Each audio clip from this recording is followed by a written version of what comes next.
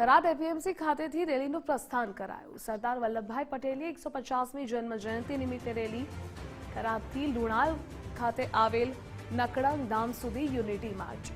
વિધાનસભા અધ્યક્ષ શંકરભાઈ ચૌધરી યુનિટી માર્ચમાં જોડાયા।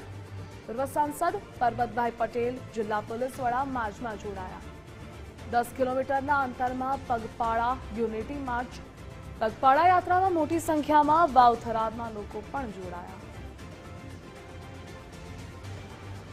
ત્યારે લોખંડેમાં ગયા ત્યારે બધા દેશમાં સરદાર વલ્લભભાઈ પટેલને જોઈએ એટલી પહેચાન નથી, ગુજરાતમાં હતી।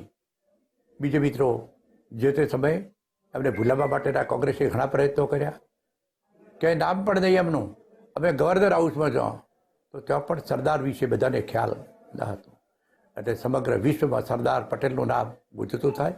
150મી જન્મજયંતિ નિમિત્તે વિશ્વભરમાં, ત્યારે વિશ્વભરમાં રહેતા હિન્દુસ્તાનીઓને, સમગ્ર રાષ્ટ્રની દેશવાસીઓને, દેશ સિવાયના બીજા વિશ્વના દેશોને પણ એની જાણ થાય, એના માટે આજની યાત્રા એ છે કાયમ મિત્રો, આજ પૂરતી નહીં, સરદાર પટેલના આદર્શો, સિદ્ધાંતો એને નજરમાં રાખીને બધા પ્રજાજનો આગળ વધે એ જ શુભેચ્છા સાથે આજની યાત્રામાં બધા જોડાઈએ એ જ વિનંતી।